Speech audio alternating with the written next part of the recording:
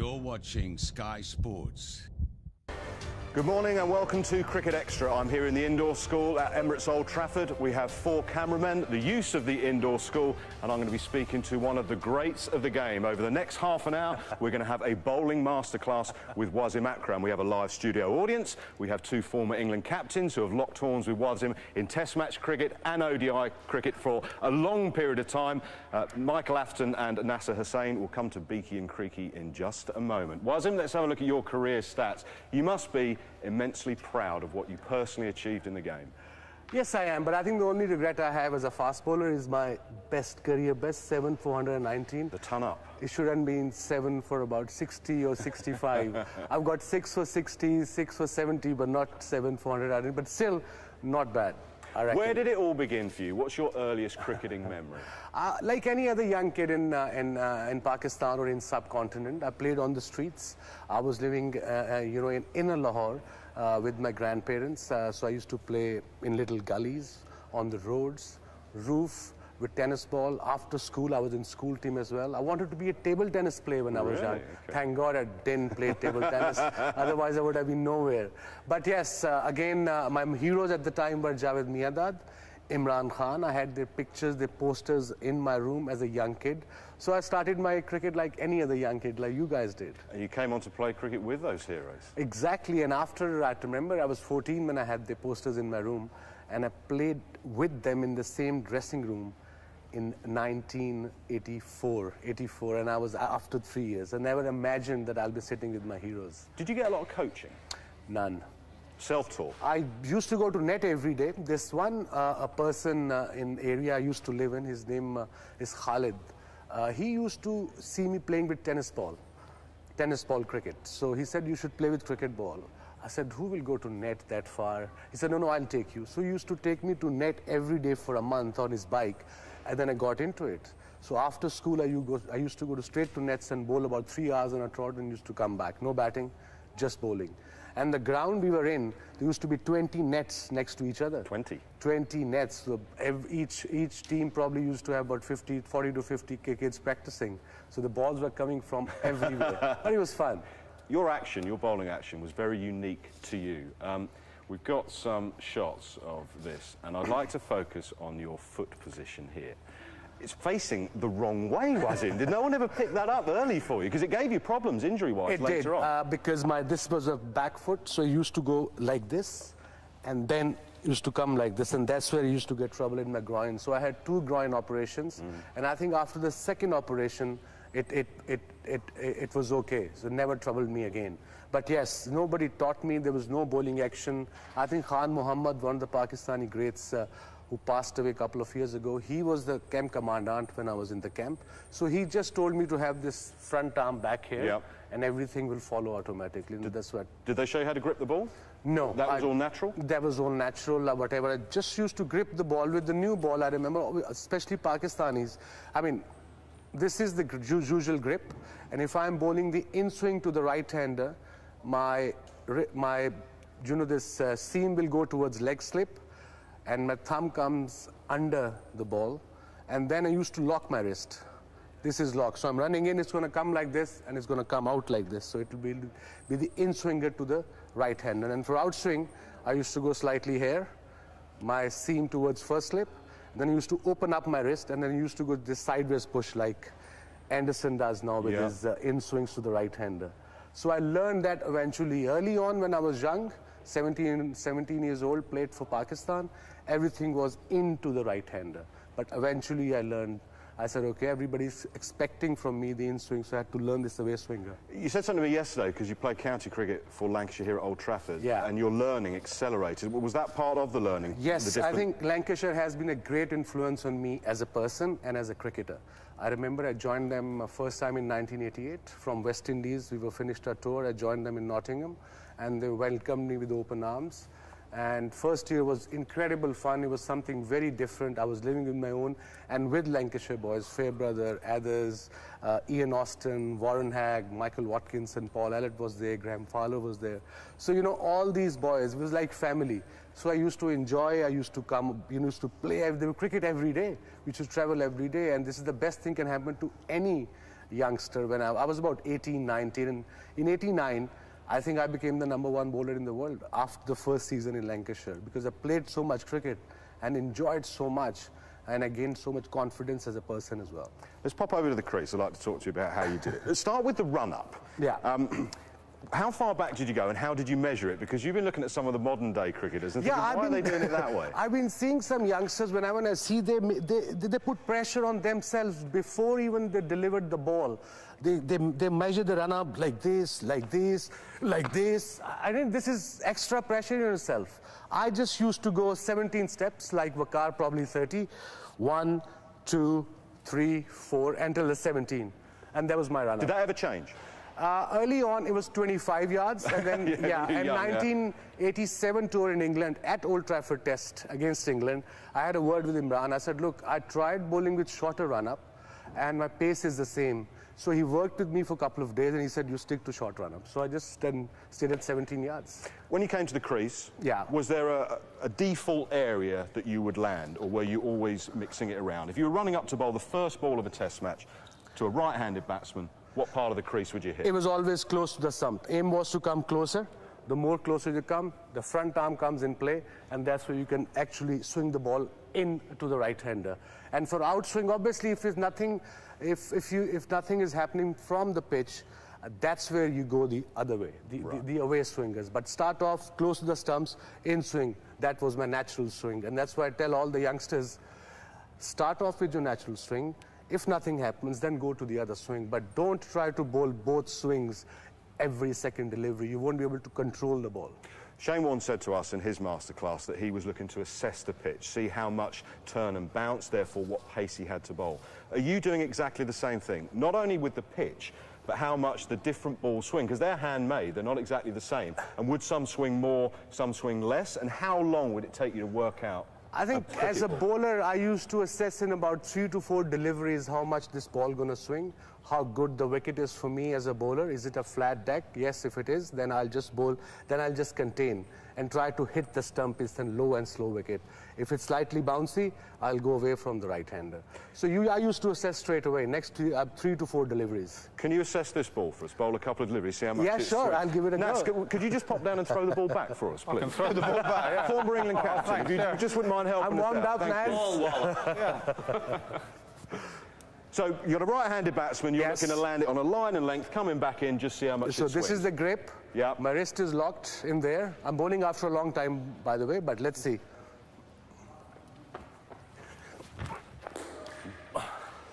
Still that swings. swung a bit. So you've seen that swing, probably the wrong line. So you'd be assessing right. I probably could afford to go a little. I got to aim outside off stump instead of off stump. Does he want me to scuff it up? We'll keep it. And the aim was eventually to hit the seam every time, especially on a seaming wicket. And it happened. Practice makes it perfect. So now if I bowl this delivery, I try to aim that camera at that, you know, that first slip camera? Just here. Okay. On the side, Naz. All right. Hey, there you go. See, now you're dialed in. Are you more comfortable now? You sort of got your right line, and you know roughly how much the ball's going to swing. Exactly. Okay. I've realized in 2 deliveries, that's where I have to pitch, and this is how much it's going to swing. Okay. I'm going to come over to you, Michael Aston, because new ball, opening batsman, what sort of a challenge was it to face Wasim Akram? Well, the first thing to say is, I mean, great is an overused term in sport. This guy was a great bowler without a shadow of a doubt. It's fascinating listening to him talking about the environment in which he grew up on, completely self-taught. The knowledge that was passed down from Sarfraz and Imran and all these people. And so then he becomes the finished article. I would say, having played with him and against him over a long period of time, I would say around about the 1992 period, he was at his absolute peak. Fast, real fast. And great versatility and skill, and he's learnt all his skills by that stage. And as an opening batsman, a number of things really. One, the pace. Secondly, the ability to swing the ball, so you're not quite sure whether the ball's going to be attacking the stumps or the pads, and if it does, the threat of LBW and bowled. If it doesn't, you know, the nick-offs to the slips. Bouncers, I don't know why against me, but he always seemed to bowl bouncers. We were supposed to be teammates, but that didn't seem to have any effect. The one thing I would say is that I didn't see him as a defensive bowler at all. He was always an aggressive attacking bowler, but that gave me opportunities to score. So it wasn't like McGrath or Walsh or Ambrose where you think, where's my next run coming from? You're worried about getting out to Wasim, but you also think, well, there might be a few scoring opportunities as well. And importantly for the new ball batsman, you know that after 30 overs, 40 overs, the ball is going to start reverse swinging. So in fact, batting against the new ball was not necessarily the worst time to be batting against him and Waqar. We'll come on to that in just a moment. Are you ready? Well, give it a go. You go and get ready. I just want to ask Waz. It was very interesting there, Michael saying attack, attack, attack. That was the Pakistani way, wasn't it? There was. I think, like I said, I had great mentors when I started playing, great Imran Khan, intelligent Javed Miandad, and the cricketing mind Mudassir Nazar. They helped me a lot. And I think I passed on whatever I learned from them to Waqar. Waqar played with Imran, to Aqib Javed, to Mushtaq Ahmed, to Saqlain Mushtaq, to Shoaib Akhtar. Azhar Mahmood, all these guys, they have been, that's the way we brought up to get wickets. We never believed in line and length and contain. The idea is to attack, attack, attack. But you would have plans. So let's make some plans to this batsman. So you know a little bit about Michael Atherton. Yes. So you've assessed that the ball has swung. You've Yeah. assessed that what the line should be. How would you approach bowling at a new I'll batsman? start off, like I said, couple of in swings, but he was a back foot player. Yeah. And like he said, he had a more chance against us to get runs on a new ball. So I used to just run in with the new ball, try to bowl in swings, and with 100% effort, and never held back as a bowler, neither did Waqar. Did you hear that? 100% effort, never hold back. Good luck. You want to have a little bowl there? Can I just call it one bit of footage? One of the other things I didn't mention about Waz was the speed of his arm. I've just got a bit of footage of Brett Lee that I'd like to show. And Lee and Donald and these guys were all fantastic bowlers, fantastic quick bowlers, but you got a lovely sighting of the ball. This is Brett Lee running in, and you see the ball all the way.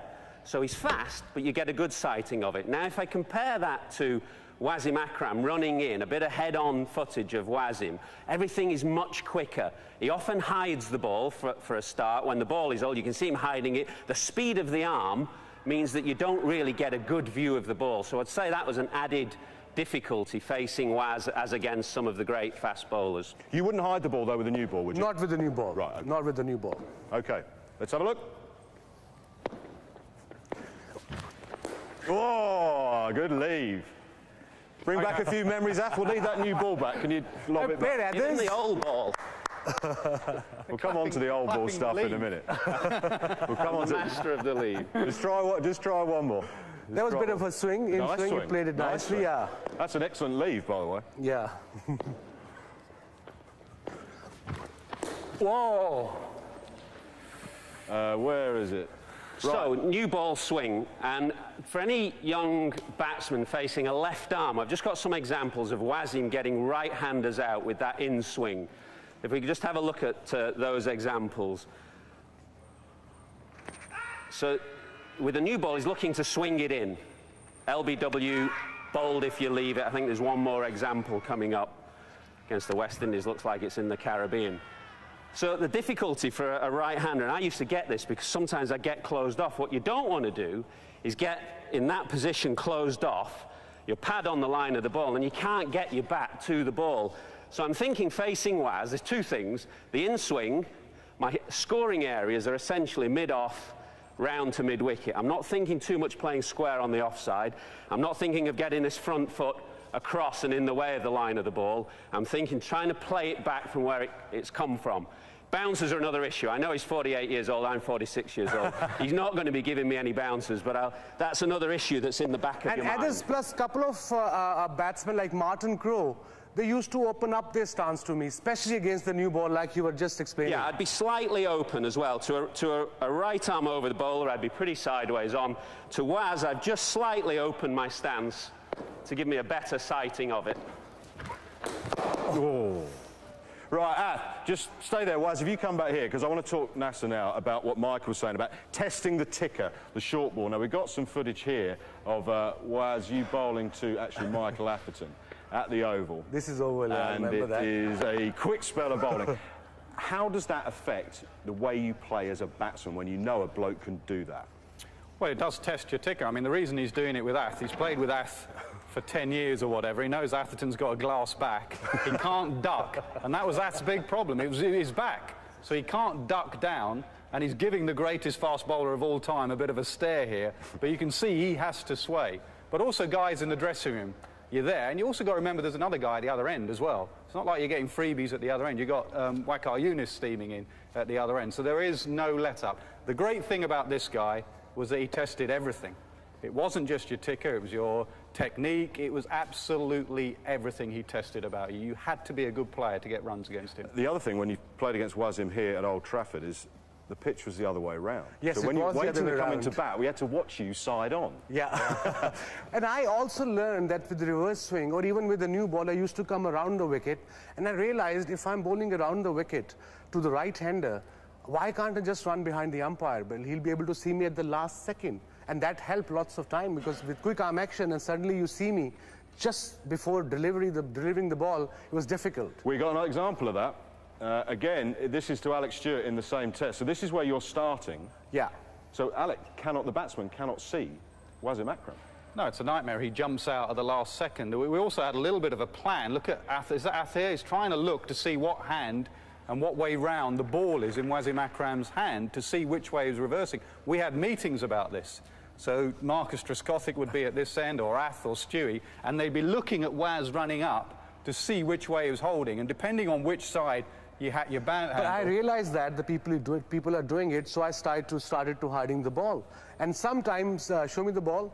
This is the reverse swing ball. You can see the rough side. It's a bit too rough. Thanks, Roddy. This is the shiny side. I used to show the batsman at this end, at the non-striker end, run like this, go my hand on top of it, and then before I used to start, I used to switch it like this. So it was a nightmare for the batsman, not facing me at non-striker end, which side I have to hold the bat. Yeah, then you had someone like Dopey Thorpe at this end. Who's in the wrong hand. Who's playing with his bat handle, and as he's running in, he's holding in this hand, and then he changes and walks like that. The absolute nightmare. So basically, Michael Atherton used to have to open the bat against Wasim Akram with a new ball, but when it started to get into that condition, that was a completely different ball game. Oh, absolutely. The pretty boy openers used to go in there, we'll take them on, you know, get us to 100. A number of times we got to 100 for one, 120 for one, and we're going well. And then the dressing room, everyone was glued to their TV screen. Is it reversing yet? Is it reversing? You had Mushy on a little bit as well. They used to bowl a few cross-seam deliveries if it stopped swinging, scuff up one side,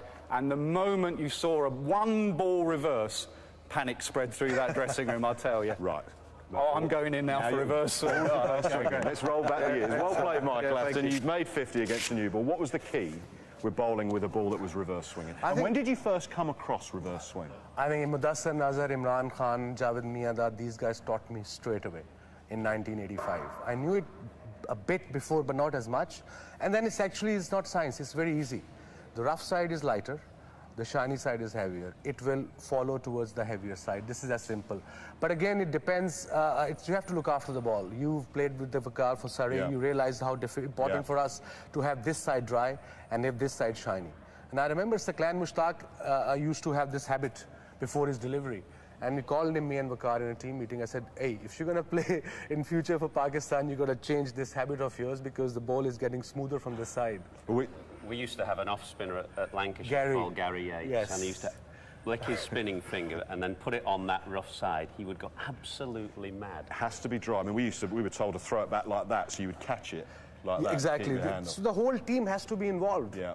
And I must praise England side. They do reverse swing the ball, and the whole team looks like they're involved and looks like they knew what's happening with the cricket ball, so that's why they reverse it. Right. Sorry, just before he goes, one other issue is that some balls reverse more than others. And in England in the 90s, we had a choice between reader balls and Duke balls. The Dukes swung orthodox, and so were good for English bowlers. The readers really went reverse. And it reversed very quickly, the readers, in about 20, 25 overs. And although we were playing at home, we had a ridiculous thing there where we used to spin for the ball, Duke or reader. And he, in a 3-test match series, won the toss 3 times. We'd picked a load of bowlers to play with Duke balls, and he won the toss, said, right, thank you very much, we'll play with readers. Come on, Nasser's waiting patiently. Okay, oh, did you want to say something? Well, no, just now you've gone in and it's reverse swinging. You know it's reverse swinging. There are key things here. Now, Waz is clever, Waqar's clever. He knows that we're thinking about toe crushers, but he often used to start off bowling you a short ball. I've got one example of a short ball that hit me. I don't know where it was, but I know it hurt. He often used to set you up with the short ball. I'll show you one from a previous tour, that there, whack. He used to set you up with a short ball and you think, crikey, he's going to come at you with the short stuff. But then, I think we have a replay of that as well coming up. Played it beautifully, got in a really good position there, keep your eye on the ball. But then, after that, the real danger ball was the toe crusher. The full in-swinging delivery to the left-hander. Either way it was swinging. I'll show you a couple of examples of that from, I think it was the West Indies again, of him reversing. Look at that. That's right on the toe, and that's a dangerous. So when Wasim is reversing it, you have to have a really low backlift. You have to have your bat on the ground. I'll just show you one more example of position you wouldn't want to get in. Moeen Ali yesterday. Moeen Ali, you do not want against this lad a massive backlift. Moeen Ali's dismissal yesterday, his bat was way up, and that's a dangerous position to get in. That is, you know, if Wasim was bowling against this, his eyes would light up. Look at the backlift here, way up, and from that position to come back down, you've not got time. Boom, you're done for pace. Right, you've delayed it long enough. We want you to face Wasim Akram. What's his don't want to do this. You want me to hide the shine or Yes, come? absolutely. So Okay. you would hide it. Did you find that difficult? No, it was Did it not affect the way you... Not at all. So I used to, I'm hiding the ball. This is a reverse swing ball. It will go with the shine. If the shiny side is in, it'll be an in swing to Naz. If the shiny side is there, it'll be the away swinger. So let's Why, see. are you going to tell me what it is? No. Shout out, do your bat Naz. thing, Af. Thorpe's up here playing with his bat handle, so there's no cue. Yeah. What could possibly go wrong? In swing. That was like my LB, that. Show my LB. Right. Get my LB up. Replay coming. Replay I played coming. that purposely like that. He got me out LB like this. That Yeah, I is did. exactly the same. Right. Ward, put it up. That was pitched outside leg, I remember. Yeah, I know it pitched out. And Rahul 20 Pindi. years ago it pitched outside If leg. you just pop back to me, if you just pop to Look me, at it it. must be very easy when you can pick up wickets with a bloke that always gets out LBW like this. I mean, how appalling is this technique? Wasim Akram bowling, Nasser Hussain LBW, not very happy, never happy when he's out. A few expletives which we've deleted, but let's just have a look Show at the replay, Here we Ward. go, here we go, here we go. I mean, that, to my money, has clearly pitched in line with the stars. We can prove That's what the umpire thought. Thank you very much. Yes. Come on, do one more, do one more. What was the, did you find it easier to bowl with the reverse swing ball or the new ball? Easier with the reverse because Why? as a bowler, you know you have more control. You can run in 100% effort. You know if it's shiny side is inside towards leg slip, it's going to come into the right-hander. With the new ball, when you try sometime bit too hard, it doesn't swing as much. You have to sort of slow down your pace a bit. But this is the opposite. Right. You have to run quicker and have to try to bowl faster as well. There was a cracking story you told me yesterday about the hat-trick you took with Mahela Jayawardene, and you were Yes. talking about that. It was a second hat-trick with the new ball. I've got, I think, Guru Vardhane, and then Chaminda Was was a night watchman, and Jayawardene came. And I thought, okay, he's a new batsman, Kukubura ball, Dhaka, dead wicket. I'll bowl full delivery Yorker. So I ran in, and that's what the difference between the new ball and the old ball, the control. I ran in, I said, okay, full Yorker, and it went the opposite side. Right, because the wrist went Yeah, over? because wrist went like this, so when your wrist gets pitched too much, it goes that way. And Jayawardene just nicked it. It was a wide delivery, he nicked it straight to slips, yes. Right, come on. Ward, put me out of my misery, Ward. In. I left that. The other quick one, just one final point. You would also use the crease. Yes, Now, most of the time. some bowlers run in slightly wider, but you would come in and then leap Yes, out. exactly. I'll just show it to you. Yep. It's so important when nothing is happening. Or if he's swinging too much, then you can use the crease as well. So if I have to bowl an in-swing to him, I'll go wide of the crease at the last minute with the reverse swing. Go on then. Last one. Good, well played. Just come back here, just for the final one. It's been great speaking to you. I mean, the most difficult bowler you ever faced? Well, yes. I mean, I obviously had problems with Glenn McGrath. He's the guy who got me out all the time. But if you're talking about all-round skill, versatility, all conditions, all around the world, you know, I would say he's as good as we've seen. I did an interview with Brian Lara the other day. I said to him, who was the best bowler you faced? Wasim Akram was the name. Oh, absolutely. Because of what I said earlier, he tests absolutely everything of your technique, brain, everything. And those stats you put up, remember, he played half of those games in Pakistan, Yeah. the flattest pitches of all time. been a great pleasure to speak to you. Thank you very so much, Heather. Thank you very much. Thank you. Thanks for Great to bond at you again. Thanks for Breathe a sigh of relief.